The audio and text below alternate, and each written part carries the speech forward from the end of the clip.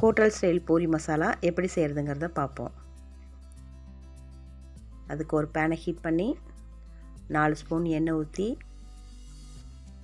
அதில் 2 ஸ்பூன் கடலைப்பருப்பு, 1 ஸ்பூன் உளுந்தம்பருப்பு, கொஞ்சம் கடுகு போட்டு தாளிக்கணும். கடலைப்பருப்பு லைட்டாக நிறம் மாறணும், கடுகு நல்லா பொரியணும். அது வரைக்கும் நல்லா அதை கிளறி விடணும்.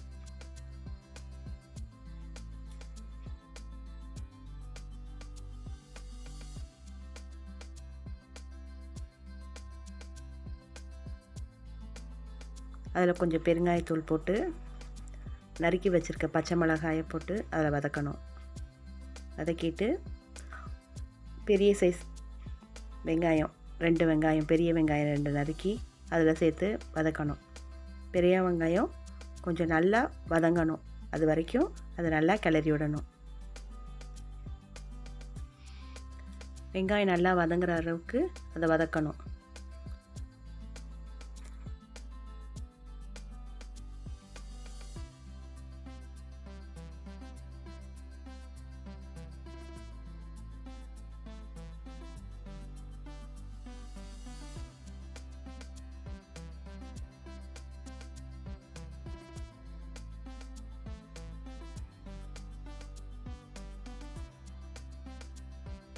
இப்போது அதில் 1 ஸ்பூன் பட்டர் சேர்த்துக்கணும். பட்டர் சேர்த்தா அதோட ஃப்ளேவர் கொஞ்சம் நல்லாயிருக்கும். அதுக்காக 1 ஸ்பூன் பட்டர் சேர்த்துக்குவோம்.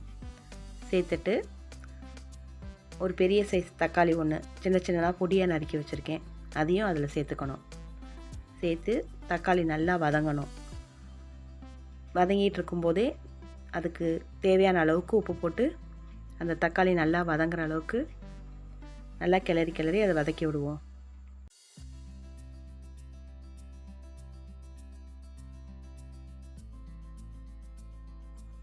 தக்காளி வதங்கினோன்னே 1 ஸ்பூன் பொட்டுக்கடலை மாவை கட்டி இல்லாமல் கரைச்சி அதில் சேர்த்துக்கணும். சேர்த்து அதோட கொஞ்சம் தேவையான அளவுக்கு தண்ணி ஊற்றி அதையும் சேர்த்து கலரணும்.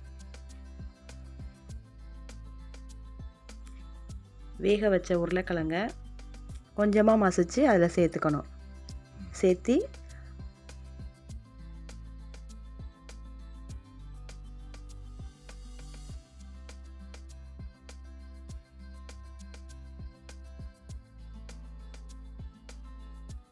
கொஞ்சம் மஞ்சத்தூள் போட்டு அது நல்லா கலரணும். அடி பிடிக்காமல் அது நல்லா கிளறி விடணும்.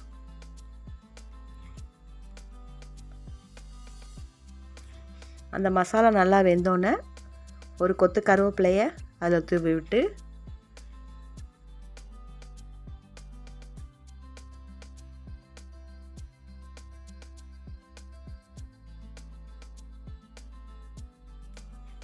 இறக்கினா சுவையான பூரி மசாலா ரெடி.